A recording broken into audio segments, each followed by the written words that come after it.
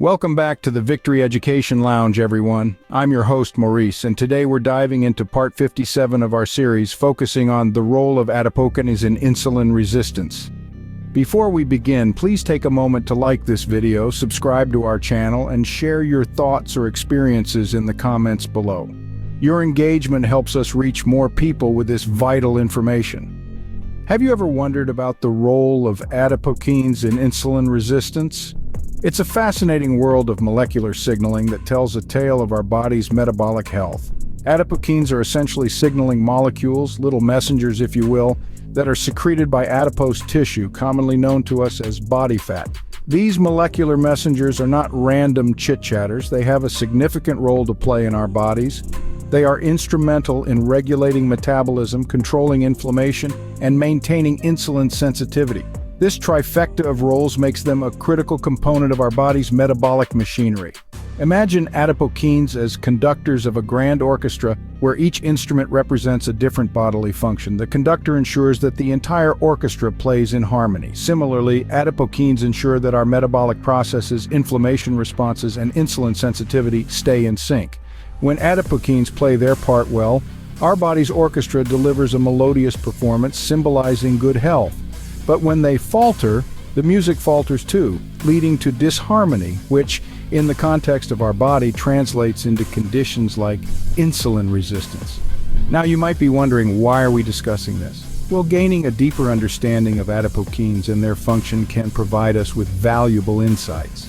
These insights can help us manage and, more importantly, prevent insulin resistance, a condition that is a precursor to type 2 diabetes, a global health concern.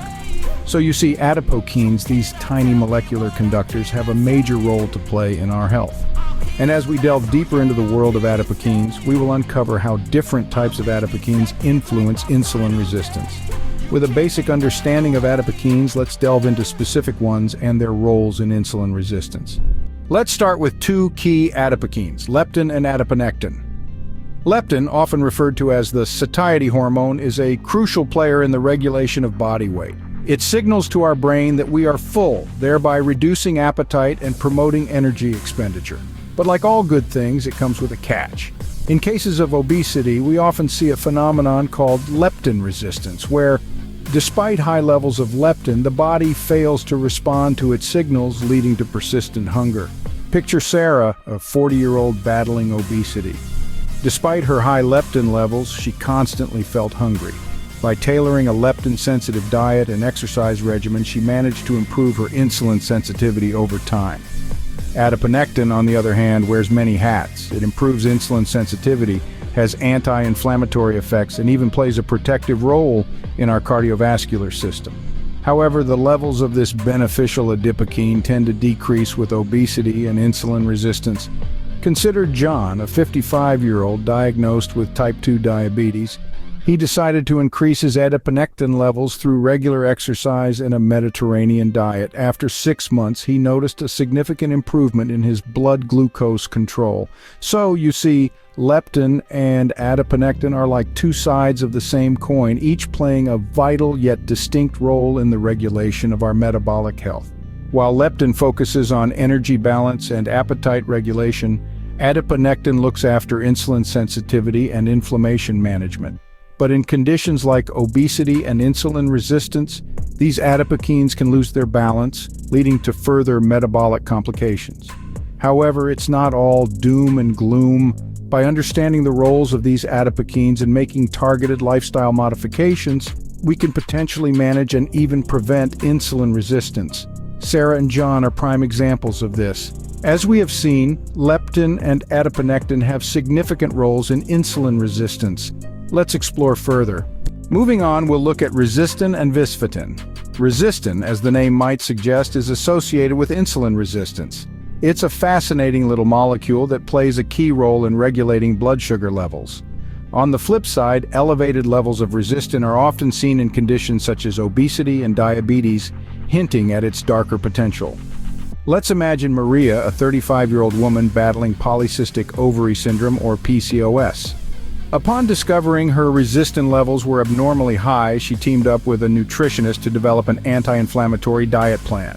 Over time, this intentional eating strategy helped to balance her resistin levels and improve her insulin sensitivity. Next, we have visfatin, an adipokine that can mimic the effects of insulin. In theory, that sounds like a good thing, right? But here's the catch. Elevated levels of visfatin are linked to inflammation and insulin resistance, which can lead to complications if not addressed. Consider Tom, a 50-year-old man with prediabetes.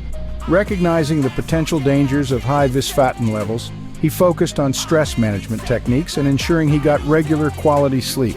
Over time, these lifestyle changes helped to gradually reduce his visfatin levels, leading to improvements in his fasting glucose readings. You see, both resistin and visfatin can act as double-edged swords.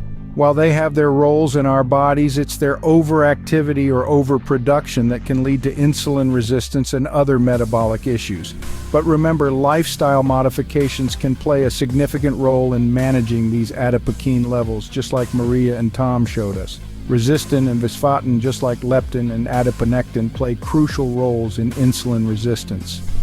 But there's more to the story. Stay tuned for our next segment where we'll explore the roles of TNFA and IL-6 in insulin resistance. Until then, keep asking questions and stay curious. Next up, we have TNFA and IL-6. TNFA, or tumor necrosis factor alpha, is an intriguing character in our adipokine cast.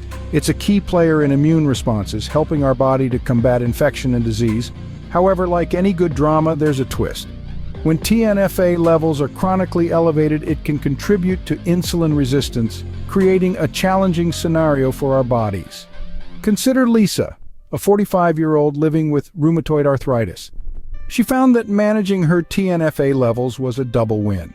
Not only did it help control her arthritis symptoms, but it also improved her insulin sensitivity.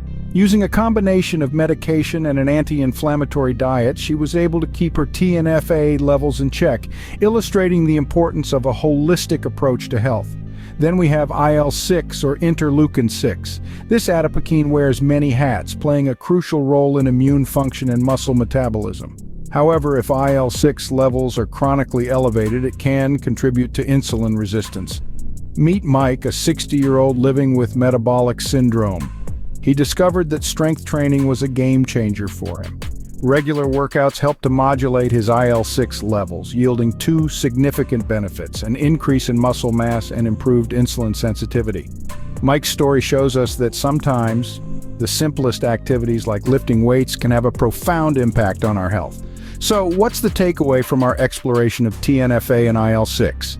These two adipokines demonstrate the intricate balance our bodies must maintain. On one hand, they're essential for immune response and muscle metabolism. On the other hand, when these levels get out of whack, they can contribute to insulin resistance.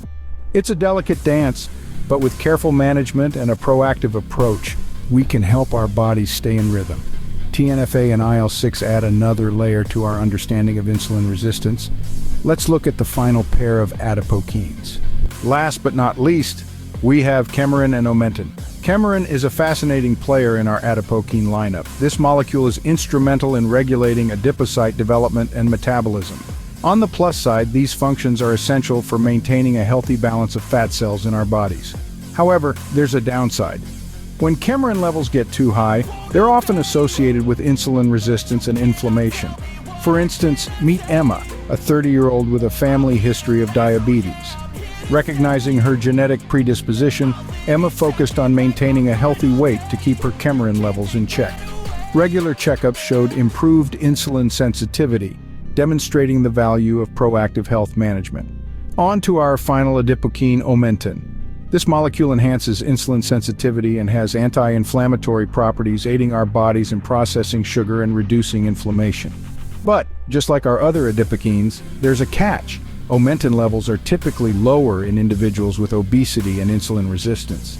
David, a 42-year-old with prediabetes, provides a real-life example of this. He incorporated more soluble fiber into his diet to support beneficial gut bacteria and potentially increase omentin production. Over time, he saw improvements in his glucose tolerance, indicating improved insulin sensitivity. As you can see, these adipokines, chemarin and omentin, are like double-edged swords. They perform crucial functions that help our bodies maintain metabolic balance, but when their levels are off, they can contribute to insulin resistance. It's a delicate dance of balance and regulation, and understanding this can help us make informed decisions about our health.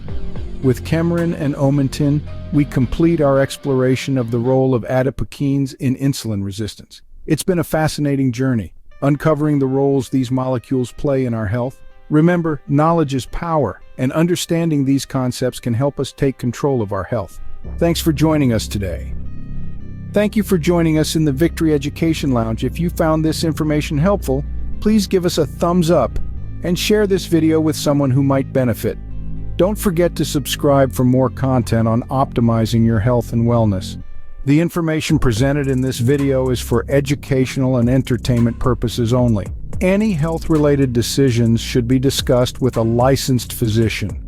Always consult with a healthcare professional before making changes to your diet, exercise routine, or starting any new supplement regimen. Until next time, this is Maurice, wishing you health and vitality. Stay curious, stay informed, and keep striving for your personal victory.